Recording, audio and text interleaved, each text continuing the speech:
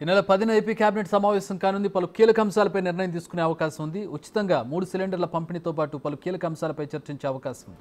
చెత్త పన్ను రద్దుకు ఏపీ మంత్రివర్గం ఆమోదం తెలపనుంది. జల్ జీవన్ మిషన్ ద్వారా ఇంటింటికి కుళాయి ఏర్పాటుపై మంత్రివర్గంలో చర్చించే అవకాశం ఉంది. అమరావతి, పోలవరం ప్రాజెక్టు నిర్మాణాలపై కేబినెట్లో కీలక చర్చ జరిగే అవకాశం ఉంది.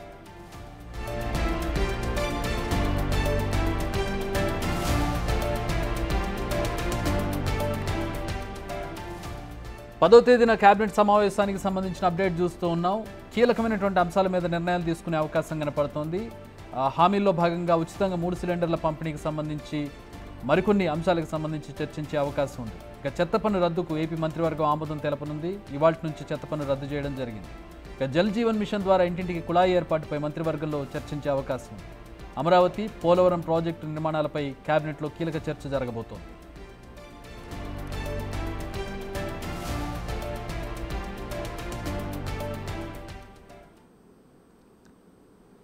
మా కరెస్పాండెంట్ శివ జాయిన్ అవుతున్నారు అమరావతి నుంచి. మరిన్ని వివరాలు తెలుసుకుందాం. శివ, చాలా కీలకమైన నిర్ణయాలు తీసుకోవాల్సి ఉంది.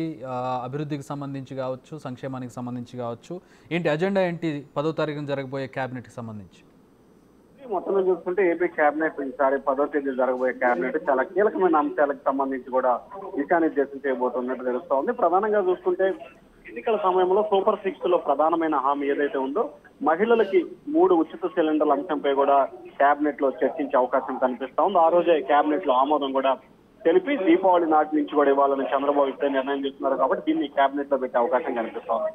రెండోది, ఎప్పటి నుంచో చెత్త పన్ను రద్దు చేయాలని చెప్పి ప్రభుత్వం వచ్చిన దగ్గర నుంచి కూడా ఆలోచన చేస్తా ఉంది. తాజాగా ఈ రోజు మచిలీపట్నంలో సీఎం చంద్రబాబు కూడా చెత్త పన్ను రద్దుపై క్లారిటీగా చెప్పారు. దీనిపై కూడా రేపు కేబినెట్ భేటీలో చర్చించే అవకాశం కనిపిస్తోంది. అలాగే గ్రామానికి సంబంధించి ప్రతి గ్రామంలో తాగునీరుకు సంబంధించి జలజీవన్ మిషన్ ద్వారా కూడా ప్రతి ఇంటికి తాగునీరు అందించే దిశగా కూడా కేంద్ర సహకారంతో చర్యలు తీసుకోవాలనేది రాష్ట్ర ప్రభుత్వం గత కొంతకాలంగా ఆలోచిస్తా ఉంది.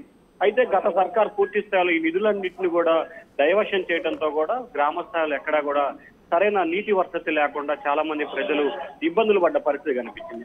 సో ఈ నేపథ్యంలోనే జలజీవన్ మిషన్ ని పూర్తి స్థాయిలో అమలు చేయాలని చెప్పి కూడా ప్రభుత్వం అయితే కీలకంగా ఒక నిర్ణయం తీసుకోబోతున్నట్టు తెలుస్తా ఉంది. ఇక మరొక అంశానికి సంబంధించి కూడా పోలవరం ప్రాజెక్టు రాజధాని నిర్మాణం. ఇప్పటికే రాజధాని నిర్మాణానికి సంబంధించి కూడా వరల్డ్ బ్యాంకు లోన్ మంజూరు చేస్తూ కూడా నిర్ణయం ప్రకటించింది.